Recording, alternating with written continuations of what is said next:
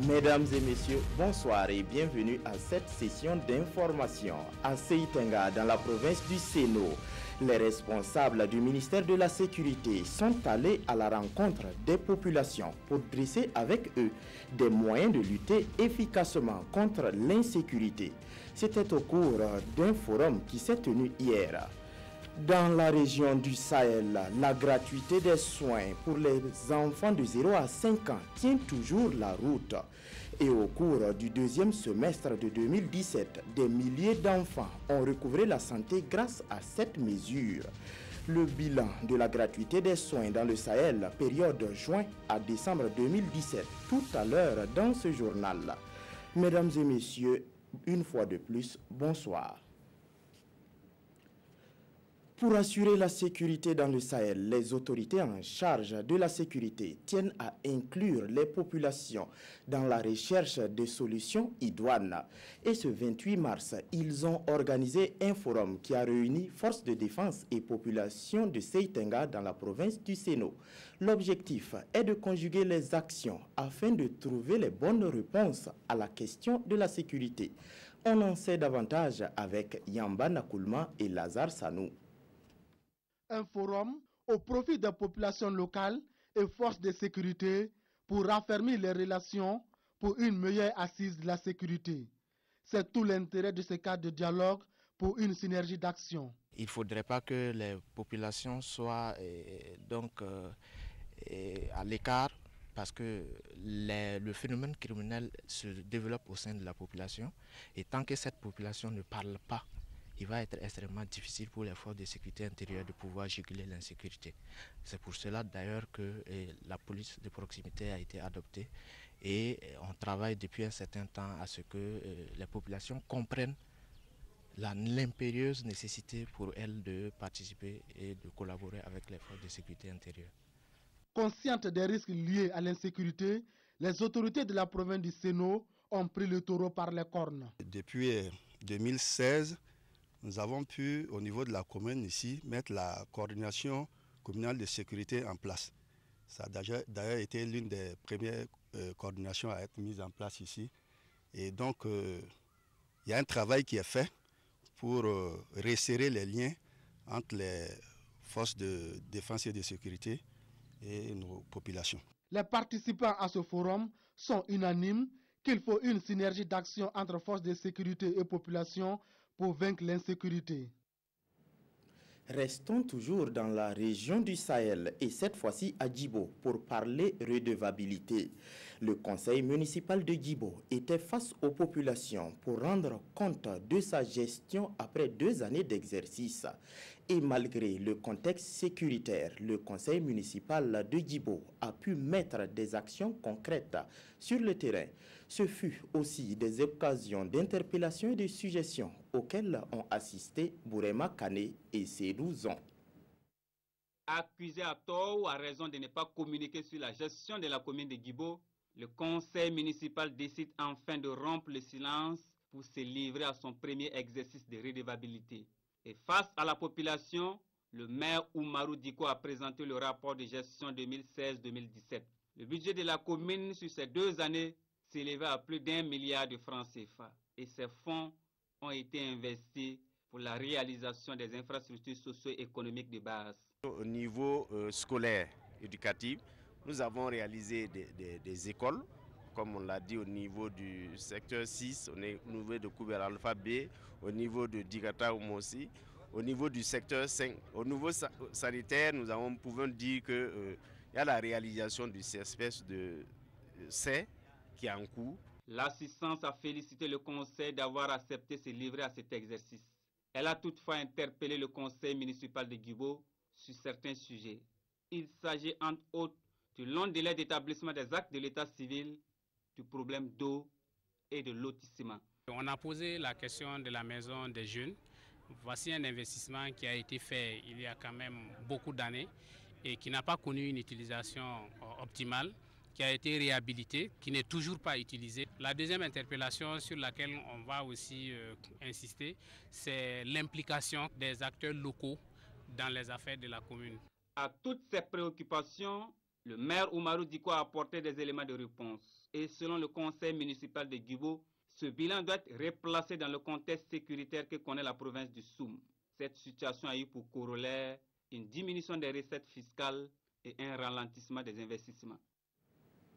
Comme je vous le disais en titre, la gratuité des soins est toujours d'actualité dans la région du Sahel. Pour la période allant de juin à décembre 2017, ce sont plus de 900 millions de francs CFA qui ont été injectés pour assurer cette gratuité. Une mesure qui a permis de sauver des femmes enceintes et des milliers d'enfants âgés de 0 à 5 ans. Ce bilan a été dressé en présence de Ibrahim Kagone et Lazare Sanou. Plusieurs enfants âgés de 0 à 5 ans et les femmes enceintes ont bénéficié de la gratuité des soins dans la région du Sahel. C'est ce qui ressort du bilan fait ici par les responsables des questions de la santé au Sahel. Nous avons pu accueillir des patients au sein des structures de santé et les consulter gratuitement pour ce qui est de la cible. Nous avons pu évacuer des malades vers des niveaux supérieurs pour des soins plus spécialisés. Nous avons pu prendre en charge gratuitement les frais d'hospitalisation de plusieurs malades. Et enfin, nous avons pu assurer la réalisation des examens médicaux pour les patients ainsi que l'offre de médicaments pour les prises en charge. Une opération gouvernementale qui rencontre l'assentiment des autorités régionales. En tout cas, j'étais satisfait parce que notre région n'a pas connu d'épidémie. Donc ça, on peut être satisfait et s'en féliciter. Au bilan gratuité aussi, je pense que c'est à saluer.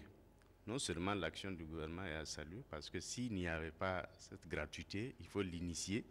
Des acquis sont donc à l'actif de la stratégie de gratuité des soins.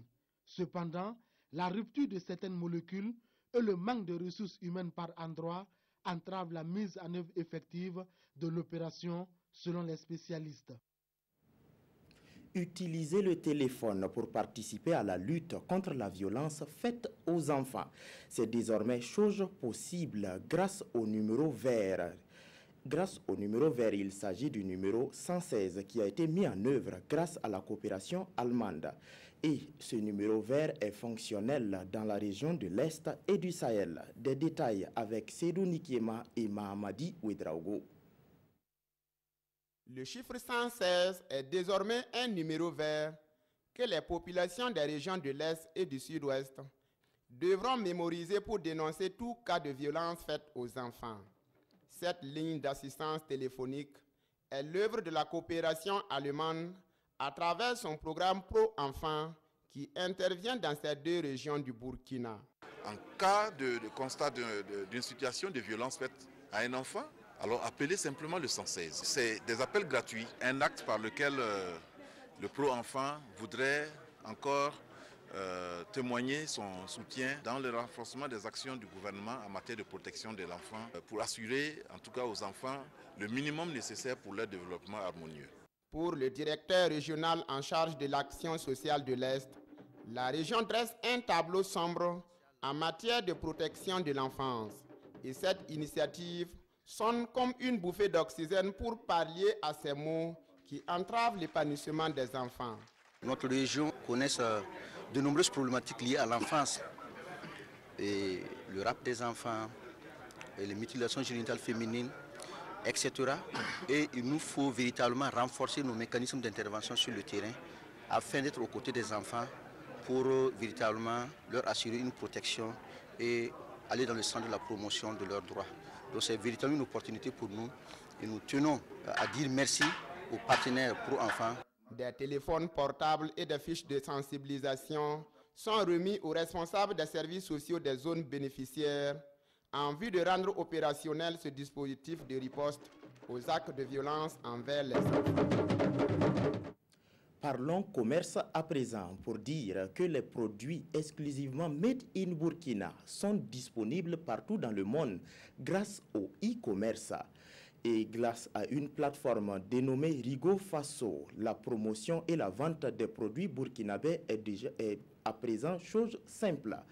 Le lancement officiel de la plateforme a eu lieu hier à Ouagadougou en présence de Rasmane Zondi et Bouma Ernest Nebié. C'est une nouvelle vitrine virtuelle pour les produits made in Burkina. Culture, littérature, agroalimentaire, artisanat, aucun secteur n'est oublié sur la nouvelle plateforme de e-commerce Erigo Faso.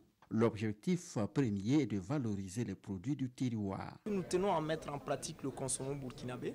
On veut en tout cas amener le public burkinabé à consommer davantage ce que nous produisons, ce qui va permettre justement de donner plus d'éclat à notre économie qui est malheureusement pas très florissante. Cette nouvelle plateforme entend par là soutenir l'économie burkinabé tout en soutenant les producteurs locaux. Si nous réussissons à faire en sorte que les Burkinabés consomment ce qu'ils produisent, je pense que d'abord nos mamans qui sont dans la plupart des villages où elles produisent des choses pourront avoir des devises qu'elles vont réinjecter aussi dans le circuit burkinabé et faire en sorte que cette économie-là ait plus d'éclat.